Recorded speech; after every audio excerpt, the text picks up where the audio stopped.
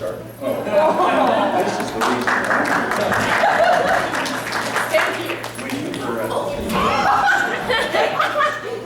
this is the reason that I came today. This is my granddaughter, Jill.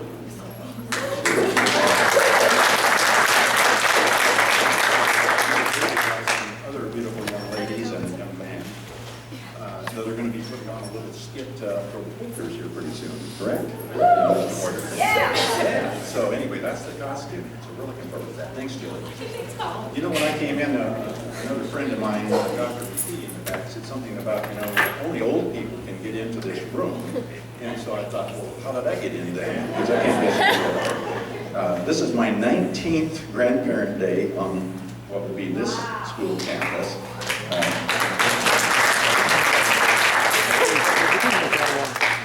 And, I think about this age thing.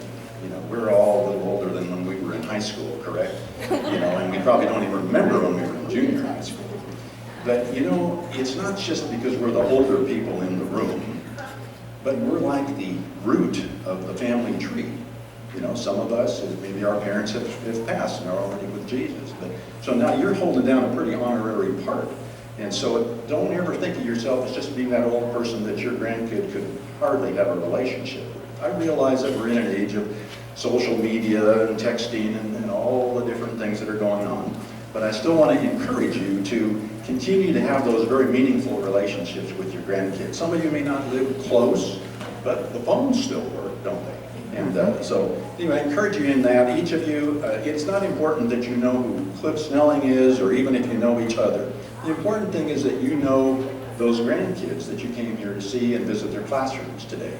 But it's an honor. My wife and I, we had 2 daughters, and we had 6 grandchildren, and we're fortunate that all of the 6 have either gone through the Christian school or are still in it. After this year, I'll only have 1 remaining little granddaughter down at Turlock Christian School in South Modesto. Some of you may know where that is. Anyway, it's a great privilege. It's a different time that we live in, socially, the way we interact with our kids. But I just want to encourage you. The scripture says that our children and our grandchildren are like a heritage of the Lord. It's like God's gift to you to have grandchildren. God's gift for not killing your own, right?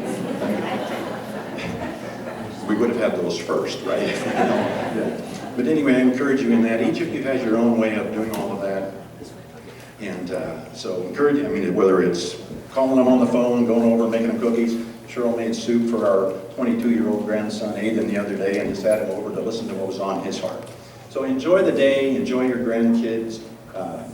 You could all be saying these same things and know that your kids are important to you, and that's all I'm saying, is that I'm just glad to be a grandparent today. I'm glad that there's an alternative to the education process. Just a short blip on that, not as a commercial, but as a reality that the scripture says that train up a child in the way he should go, and when he's older, he won't depart from that. And another very profound scripture that just rips my heart off, and when I think about measuring our culture with monetary things, it says, what would it profit a man to gain the whole world but lose his soul? Principal Smith said, it's not cheap sending kids here, right? This is a private education. But it's more than that. We're laying a foundation to establish them as part of that root, you guys being those roots and branches of your own family trees. And like the baton in the relay race, when you pass that baton back, you don't want that baton to be dropped. And so continue in that. I encourage you in that in your relationships with your kids. And I think my time's just about up, but God's blessing on you all today.